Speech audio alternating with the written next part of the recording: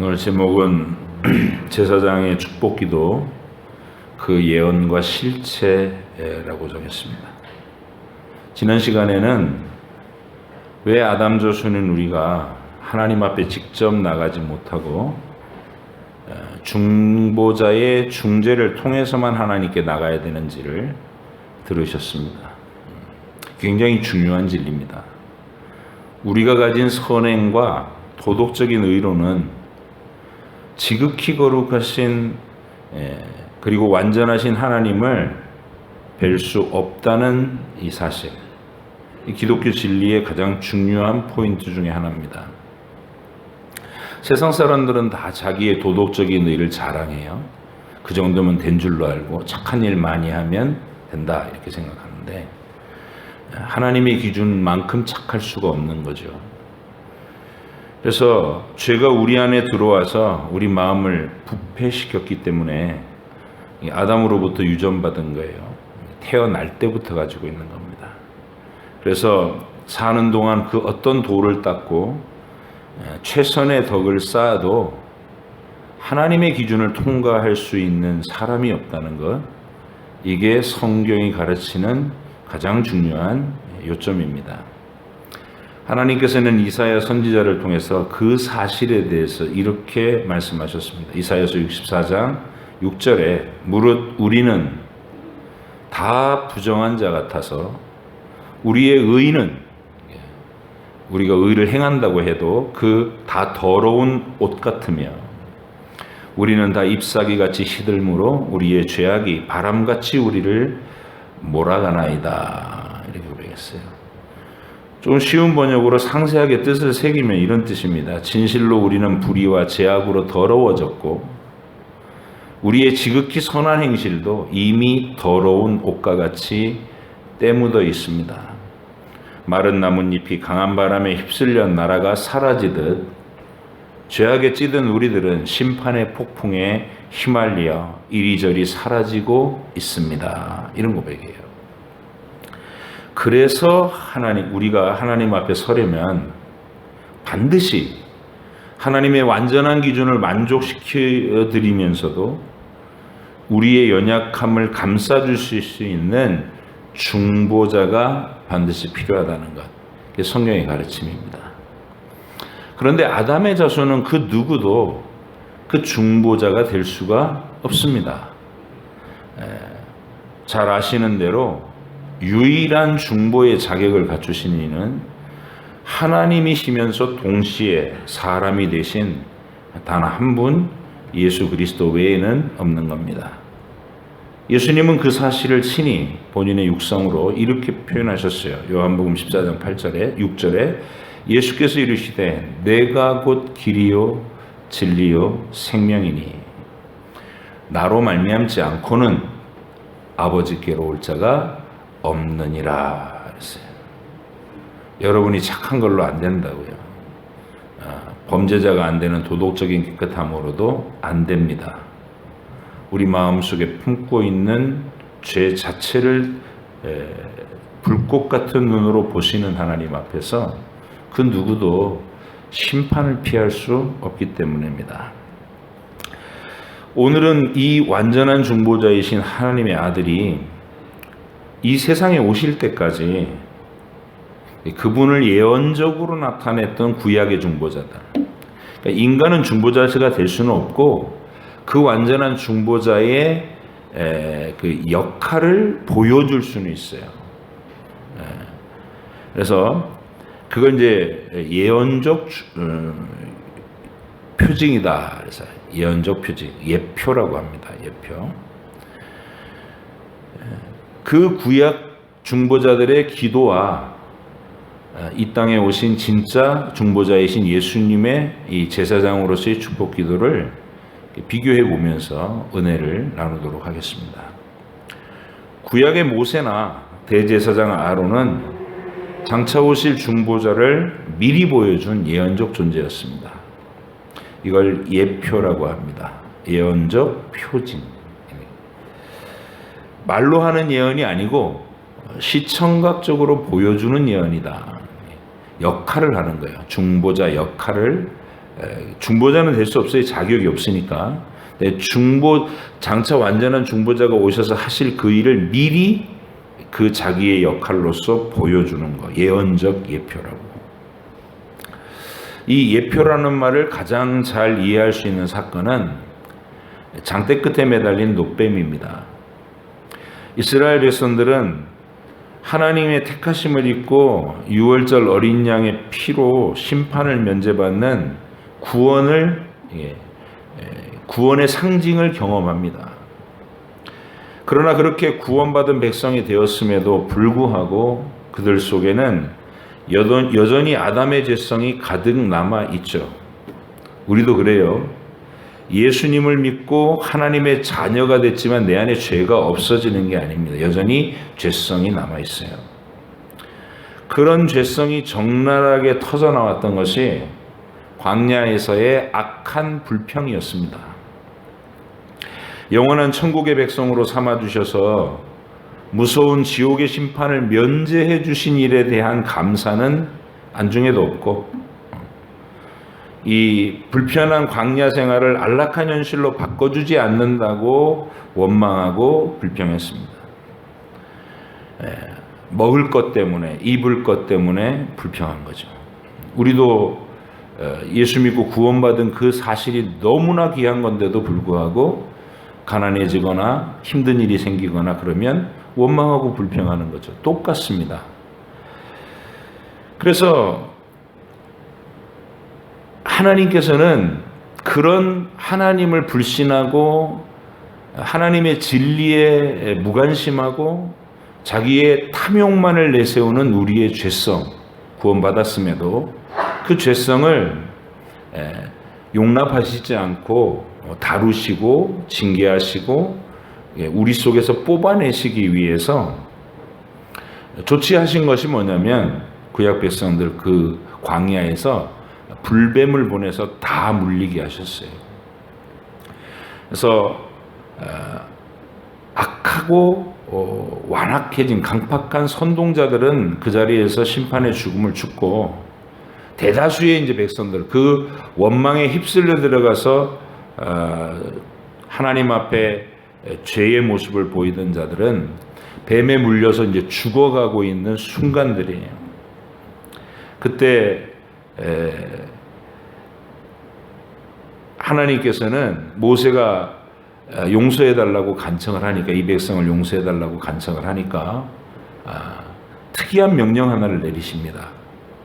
장대 끝에다가 노뱀 한 마리를 매달아서 높이 세워놓고 뱀에 물려서 죽어가고 있는 사람들 보고 그걸 바라보면 살게끔, 뱀의 독을 면할 수 있게 그렇게 하셨습니다. 1500년 동안 이 사건은 미지의 영역으로 남아있다가 예수님이 오셨을 때 예수님이 친히 그 사건을 인용하면서 노뱀을 자신이 십자가에서 죽으실 그 대속의 죽음을 설명하는 예표로 그렇게 인용하셨습니다. 요한복음 3장 14절로 15절에 모세가 광야에서 뱀을 든 것 같이 인자도 들려야 하리니 이는 그를 믿는 자마다 영생을 얻게 하려 하심이니라 이랬습니다. 여기서 이제 광야에 들어올린 노뱀은 표징이고 예언적 표징이고 예표고, 예수님이 십자가에 달려서 저주와 심판을 한 몸에 받으신 것은 실체인 것입니다.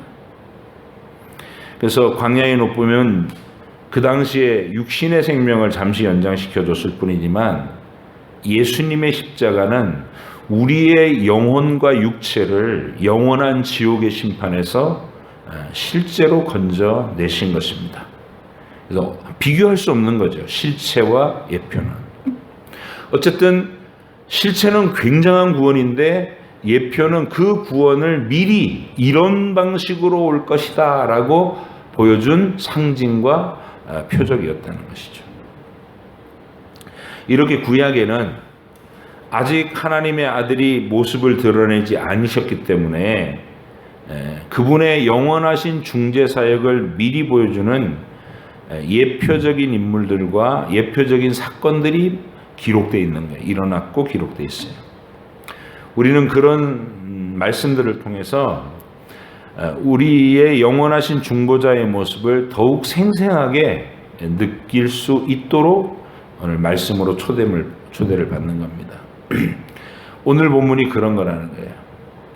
하나님과 죄인 사이에 서서 이게 축복 기도를 해주는 제사장의 존재가 바로 중보자를 예표로 보여주던 인물들이었다. 최초로 가장 강력하게 예언적 예표로 활동했던 인물은 모세입니다. 모세는 죄인들이 하나님의 거룩하신 임재를 감당하지 못해서 막 두려움으로 공포에 질려 있을 때 그들을 위해서 하나님과 죄인 사이에 서서 중재하였습니다. 시내산 밑에 도달한 이스라엘 백성들에게 하나님이 시내산 위에 강림하시는데요. 하나님의 모습이 실질적으로 우리한테 무슨 형체가 있으신 분이 아니니까 하나님은 그때 시내산 위에 빽빽한 구름과 번쩍이는 번개와 그리고 천둥 소리와 큰 나팔 소리가 울리는 그런 가운데서 아무도 가까이 이 산으로 올라오지 마라. 반드시 죽을 것이다. 이런 무서운 선언을 하십니다. 그리고 백성들은 그런 하나님을 두려워했습니다. 그래서 모세한테 와서 울부짖으며 말하기를 하나님이 직접 말씀하시는 것을 우리가 감당할 수 없습니다. 당신이 대신 듣고 와서 우리에게 전해 주십시오. 이렇게 요청을 합니다. 그래서 모세가 백성들을 대신해서 산에 올라가서 그 시내산 꼭대기에 강림하여 계신 하나님과 마주대면해서 듣고 그 말씀을 전달해 주는 그 역할 자체가 바로 예표인 겁니다. 직접 나가면 죽는데 모세가 가운데 서서 중재의 역할을 했다. 그보다 더 실제적인 중보의 예표는 광야 생활에서 예수님이 하실 역할을 미리 보여준 사건 하나가 있는데 금송아지를 만들어 놓고 이게 우리를 애굽에서 건져내신 여호와다 이러면서 막 그 앞에서 애굽 사람들이 하듯이 허탄한 종교 축제를 한 일이 있었습니다. 3,000명가량의 사람이 주동자가 돼가지고 남자만 60만 명, 여자와 아이들까지 한 250만 명 되는 인원 전체가 그 우상의 범죄에 빠졌습니다. 그때 하나님께서 레위 지파를 동원하셔서 3,000명의 주동자를 처단하시고 그럼에도 불구하고 모두 다 그 죄에 참여했기 때문에 하나님의 진노가 아직도 맹렬했어요. 그때 모세가 용감하게 하나님의 그 진노하신 하나님 앞에 홀로 서서 기도하기 시작합니다. 그 장면을 여러분 기억하시길 바라요. 왜냐하면 예수님이 우리를 심판해서 건져내시는 그 진짜 구원의 사건을 미리 보여준 드라마이기 때문입니다. 예표란 말이죠. 출애굽기 32장 30절로 34절에 이런 말씀이 있습니다. 이튿날 모세가 백성에게 이르되 너희가 큰 죄를 범하였도다. 내가 이제 여호와께로 올라가노니 혹 너희를 위하여 속죄가 될까 하노라. 본인은 예표기 때문에 속죄된다 이렇게 얘기하지 않고 혹시 하나님이 받아주실까 하고 간다는 말이에요. 모세가 여호와께로 다시 나아가 여짜오되 슬프도소이다. 이 백성이 자기들을 위하여 금신을 만들어 싸우니 큰 죄를 범하였나이다. 그러나 이제 그들의 죄를 사하시옵소서. 용서하시옵소서. 그렇지 아니하시오면 원하건대 주께서 거룩한 책에서 내 이름부터 지워 버려 주옵소서. 대단한 기도죠. 여호와께서 모세에게 이르시되 누구든지 내게 범죄하면 내가 내 책에서 그를 지워버리리라. 이제 가서 내가 내게 말한 곳으로 백성을 인도하라. 내 사자가 내 앞서 가리라. 그러나 내가 보응할 날에는 그들의 죄를 보응하리라. 허락하신 거예요. 진멸시키지 않고 그 백성을 인도하라고 용서해 주신 사건입니다. 바로 이 사건이 예수님께서 우리를 영원한 심판에서 건져내시는 일에 대한 분명한 예표로서 보여주신 장면입니다. 그래서 우리는 성경의 이 장면을 굉장히 중요한 장면으로 기억하셔야 되는 거예요. 모세는 백성을 용서해 주시지 않으시려거든. 범죄했으니까 심판받는 게 마땅한 백성이에요. 지금 하나님을 배반한 우상 숭배의 죄에 빠진 자들이잖아요. 그러니까 진노의 심판을 받아 멸망돼야 되는 게 마땅한 순간인데 모세는 그렇게 기도하는 거예요. 용서해 주지 않으시려거든 저부터 지옥에 보내십시오. 이렇게 얘기한 거예요.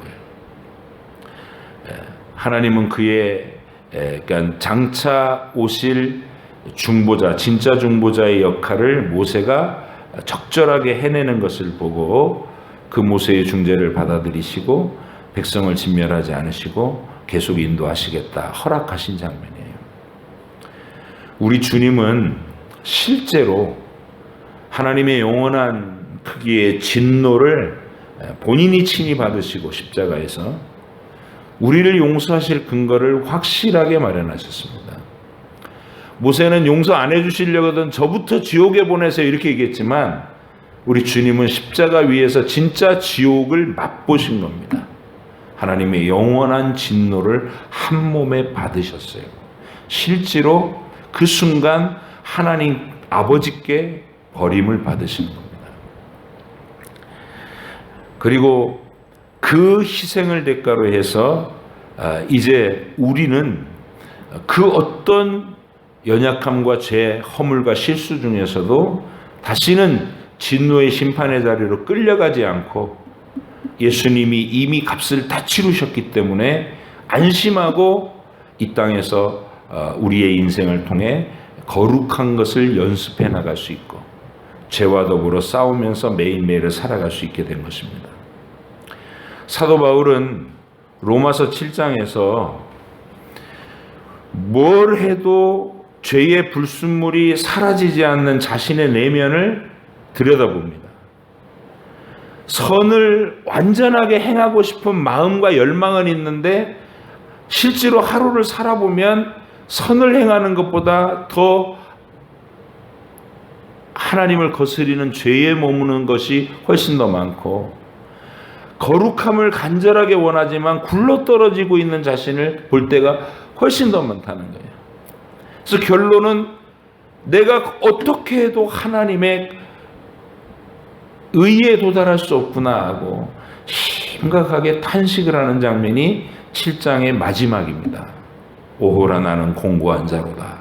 누가 나를 이 사망의 몸에서 건져낼까? 이러면서 탄식을 해요.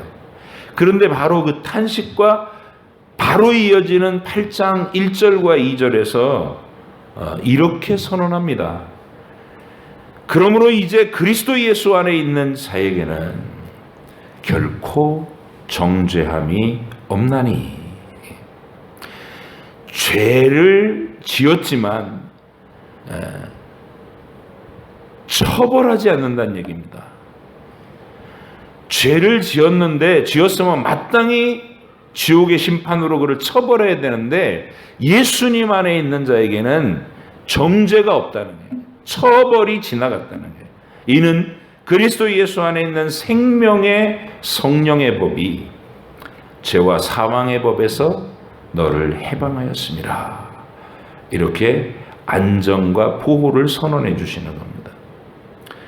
예수님의 중재의 효력은 날마다 죄로 가득한 우리를 매일 용서받을 수 있게 하시고 또 영원한 심판에서 면제되는 효력을 가져왔다는 그 위대한 선언을 해주는 겁니다. 우리가 서두에서 함께 읽은 이 대제사장의 축복기도는 요점이 그거예요. 하나님의 보호, 하나님의 은혜, 하나님의 평강이 너희에게 있을지어다 이렇게 선언하라는 거예요. 그러면 하나님이 그 보호와 은혜와 평강을 주시겠다는 것이 중보자의 기도를 받으시고, 이게 이제 예표로서 장차 오실 예수님 역할을 미리 해보인 거예요. 우리는 그 실체로 오신 예수님의 실제적인 중보사역을 이 복음서에서 읽을 수 있습니다. 요한복음에서는 우리 주님께서 십자가를 지시기 전날 밤에 마가의 다락방에서 제자들과 함께 식사도 하시고 그들의 발을 씻겨 주셔가지고 어떻게 서로 겸손하게 섬겨야 될지도 모범으로 보여주신 다음에, 그 다음에 대제사장으로서의 긴 축복 기도를 하는 장면이 나옵니다. 요한복음 17장입니다. 여러분이 성경책에서 요한복음 17장은 꼭 기억하셔야 돼요. 왜냐하면 예수님의 대제사장으로서의 우리를 축복하는 축복 기도이기 때문에 그 전문이 실려 있는 거예요. 굉장히 중요한 말씀이죠. 창세기 1장이 중요하고 이사야서 53장, 우리를 죄에서 구원해 놓으신 대속의 고난을 예언한 이사야서 53장이 중요하고, 목마른 인생에서 복음으로 초대하는 이사야서 55장이 중요하고, 시편 23편이 중요하고, 이렇게 성경에는 아주 중요한 장들이 있어요. 그 중에 요한복음 17장은 예수님이 대제사장으로서 하나님과 죄인 사이에 서서 완전하게 우리를 보호하시는 기도를 해주신 그 대제사장의 기도입니다. 그 기도의 본문을 우리가 보고 지나가야 되겠어서 제가 한 번 더 설교를 하는 거예요. 중보자의 필요성은 지난 시간에 우리가 말씀을 나눴고, 이제 이 대제사장으로서 우리를 위해서 해주신 예수님의 축복하신 기도의 내용이 실제로 뭔가 읽고 지나가자는 뜻입니다. 여러분 요한복음 17장을 펴십니다.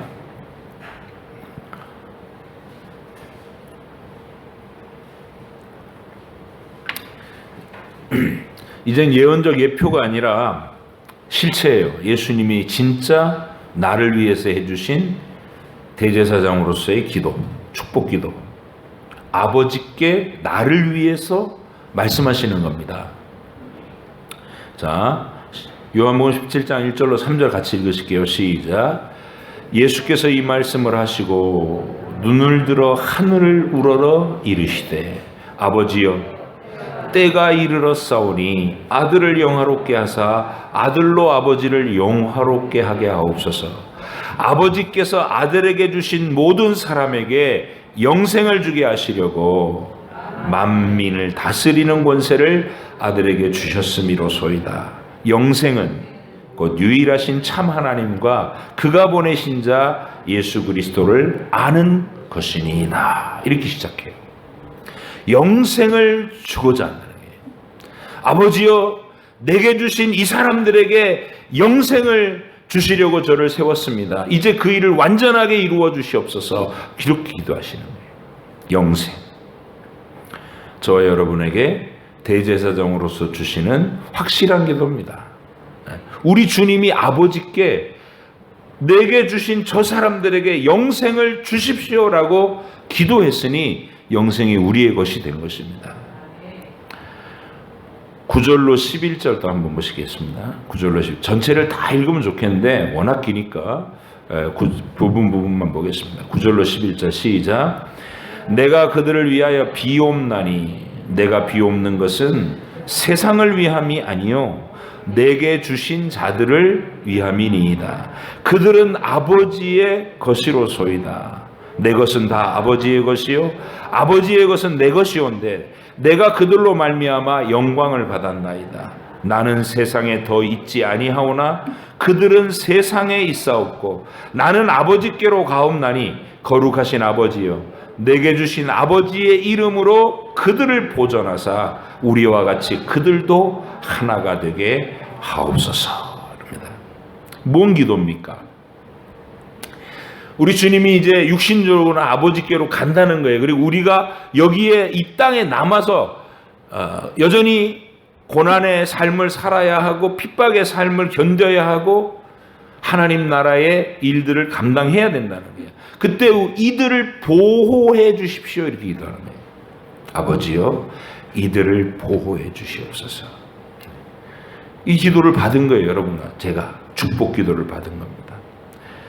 13절로 15절로 가십니다. 시작. 지금 내가 아버지께로 가오니 내가 세상에서 이 말을 하옵는 것은 그들로 내 기쁨을 그들 안에 충만히 가지게 하려 함이니이다. 내가 아버지의 말씀을 그들에게 주었사오매 세상이 그들을 미워하였사오니 이는 내가 세상에 속하지 아니함 같이 그들도 세상에 속하지 아니함으로 인함이니이다. 내가 비옵는 것은 그들을 세상에서 데려가시기를 위함이 아니요 다만 악에 빠지지 않게 보존하시기를 위함이니이다. 우리에게 기쁨을 주시라고,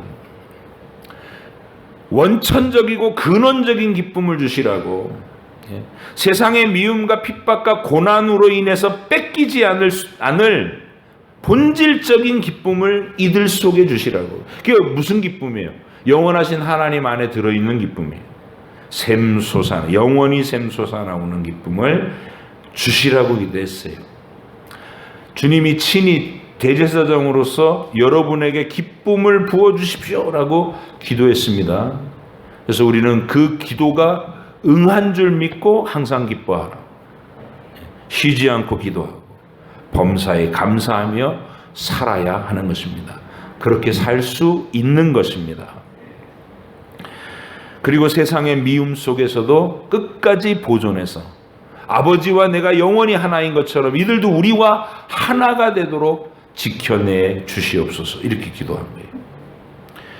자, 20절로 21절 또 보십니다. 시작.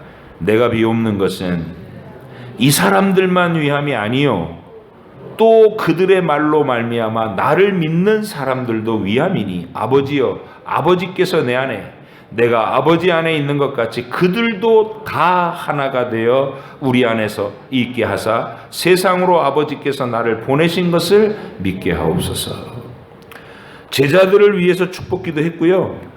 근데 그 기도를 언급하시는 중에 여기 있는 이 12명 이 사람들만이 아니라 이 사람들의 말을 듣고 나를 믿게 될 이 세상 온 세상 만민 가운데 아버지의 택하신 사람들, 그 사람들도 동일한 축복 속에 묶어 주시옵소서. 이렇게 기도합니다. 저와 여러분을 위한 기도가 여기 포함되어 있는 것이죠.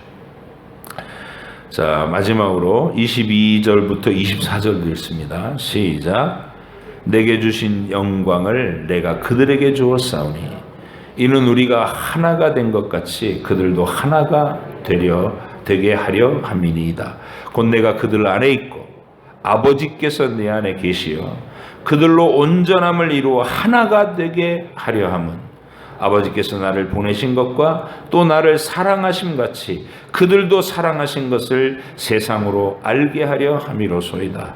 아버지여 내게 주신 자도 나 있는 곳에 나와 함께 있어 아버지께서 창세전부터 나를 사랑하심으로 내게 주신 나의 영광을 그들로 보게 하시기를 원하옵나이다.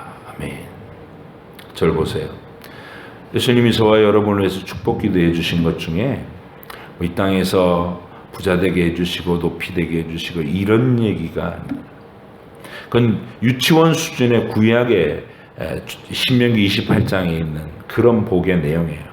그때는 아직 예수님의 그 영적인 복의 실체를 다 알지 못하기 때문에 삶이 부유해지는 것으로 번영하고 형통하는 것으로 하나님을 잘 믿으면 그런 복을 받는 것으로 설명을 했는데 예수님의 영광은 아버지와 하나 되는 거예요. 아버지와 내가 하나인 것처럼 이 사람들도 우리와 하나가 되도록 영원하신 삼위일체 하나님의 그 완전한 사랑 속으로 우리도 받아들여져서 영원히 하나님과 마주한 하나 된 사랑을 나누면서 영생하는 존재로 그게 우리를 위한 예수님의 축복 기도의 가장 실체라는 게 중요한 실체라는 것이죠. 이미 받으신 겁니다. 저와 여러분은 하나님과 하나가 되어 영생을 누리는 그 복 가운데로 예수님의 이 기도를 통해서 완전하게 들어왔다는 사실을 믿고 그 충만한 기쁨과 그 완전한 보호와 그리고 거기서부터 오는 빼앗길 수 없는 평안과 위로를 항상 하나님 안에서 누리실 수 있기를 바랍니다. 이처럼 요한복음 17장 전체는 이 구약 대제사장의 짤막한 축복 기도와는 비교도 할 수 없을 만큼 풍성하고 심오하고 실체적인 기도의 내용입니다. 복의 내용입니다. 이 전부가 우리를 위한 완전한 중보 기도라는 것을 기억하시고 예수님의 이 기도를 받은 여러분 축복 기도 받는 거 좋아하시잖아요. 이렇게 어느 유명한 목사님한테 가갖고 이렇게 손 얹고 기도하는 거, 그런 것보다 더 본질적인 축복 기도를 우리 주님이 직접 해주신 거예요, 이게. 그러니까 그렇게 축복받고 싶을 때 그런 기도 받고 싶으신 생각이 있으면 사람한테 가서 머리 들밀지 말고 요한복음 17장을 처음부터 끝까지 읽으셔요. 또박또박 읽으면서 영원히 살아계신 내 주님께서 원하는 마음을, 간절히 사모하는 마음을 가지고 요한복음 17장을 딱 펴는 순간에 살아계신 내 주님이 여러분 머리에 손을 얹으시는 줄 믿습니다. 읽으시면 돼요. 주여, 이 복이 다 내게 이루어진 것을 확신합니다. 기쁨이 충만해질 수 있을 거예요. 보다 개인적인 중보 기도도 있어요. 이건 이제 여러 명을 대상으로 또 온 세상 만민 가운데 택하신 모든 사람을 위한 중보 기도잖아요. 완전한 기도죠. 근데 한 개인에게 주셨던 중보 기도도 있어요. 예수님은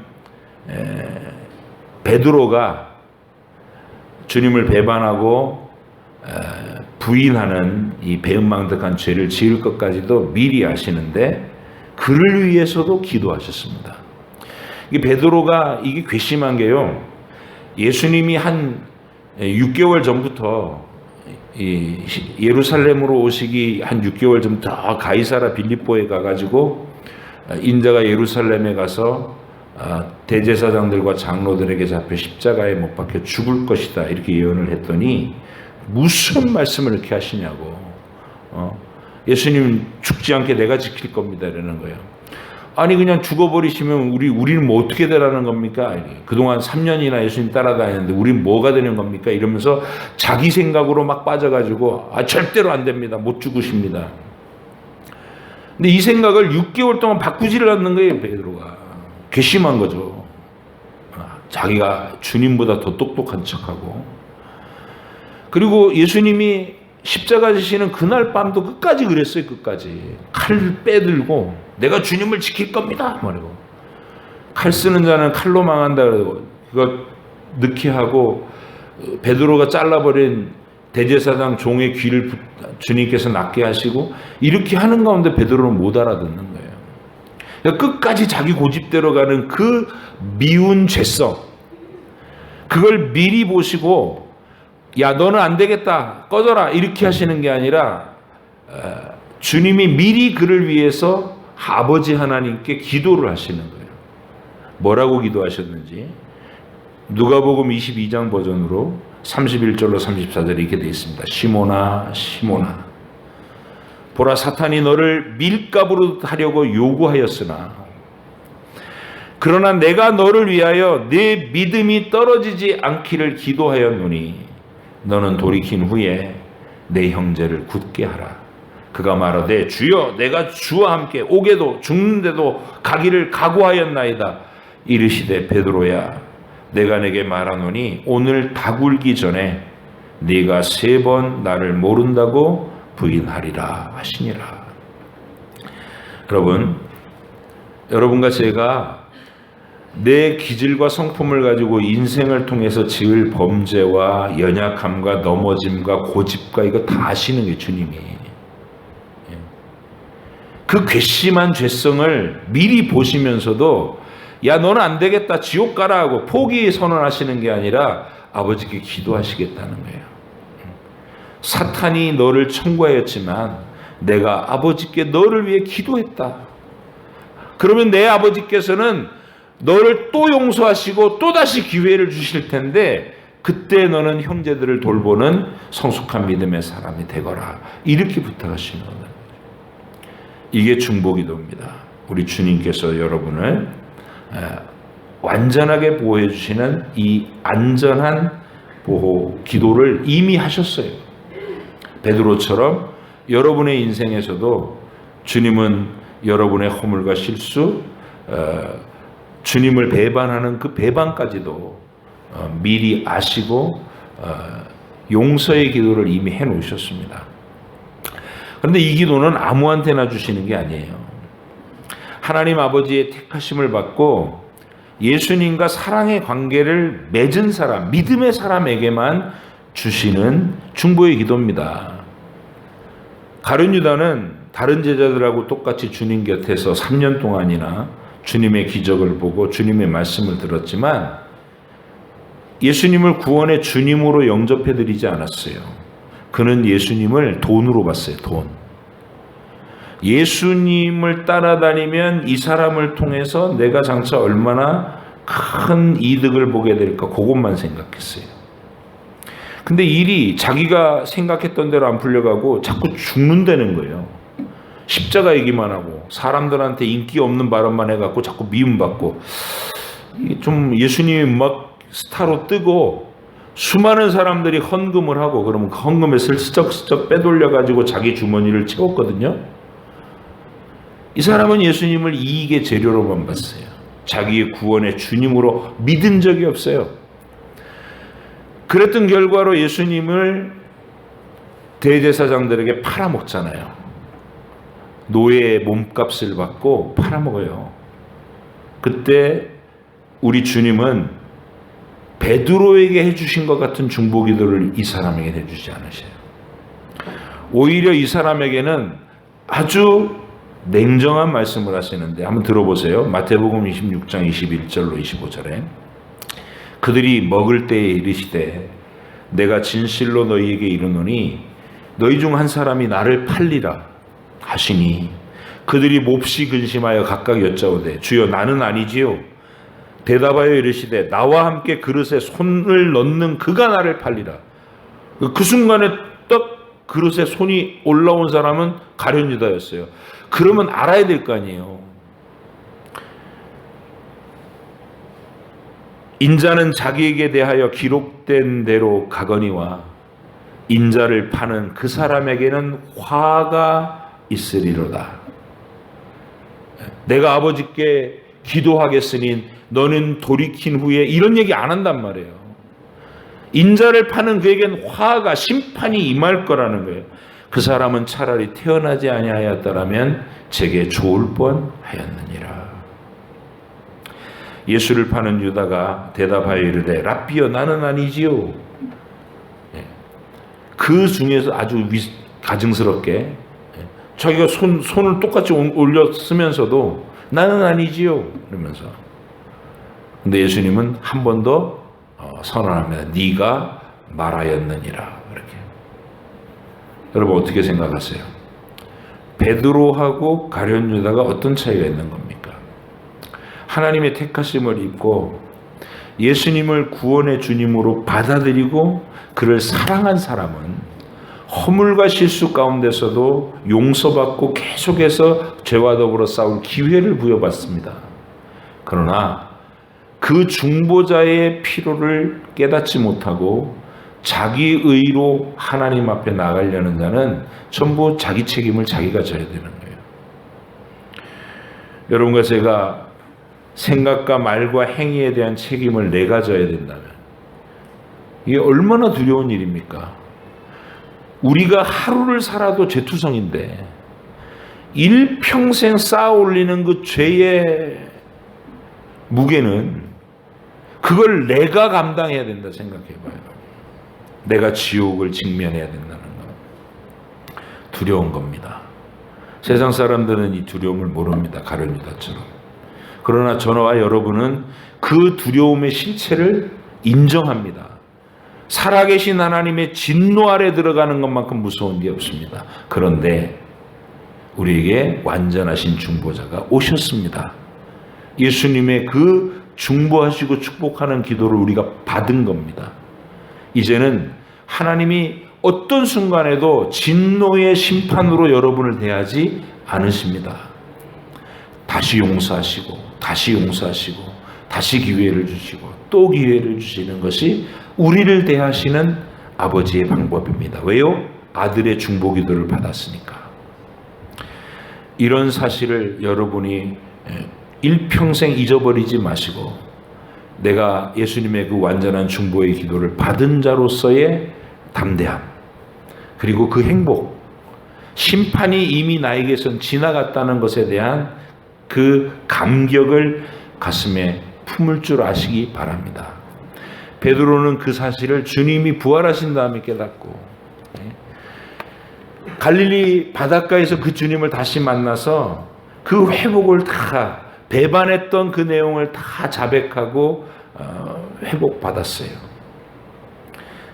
우리가 그렇게 살아야 됩니다. 가룟 유다는 목매달고 죽어버렸어요. 용서를 받을 기대도 안 하고 하나님께 요청하지도 믿지를 않으니까 요청할 기도를 할 수 있는 사람이 아닌 거예요. 그러니까 목매달아 죽어버린 거예요. 그러나 대제사장의 축복 기도를 알고 있는 우리, 예수님의 완전한 축복의 기도를 이미 받은 우리는 어떤 순간에서도 절망하지 않습니다. 아무리 천인공노할 죄 속에 내가 굴러떨어졌다 하더라도 다시 긍휼을 요청하며 구원의 줄을 붙잡고 일어나서 또 죄와 더불어 싸우는 그 치열한 삶을 계속해 나가야 됩니다. 그게 완전하신 대제사장 예수님의 축복 기도를 받은 저와 여러분들이 살아가야 될 모습입니다. 기도하겠습니다.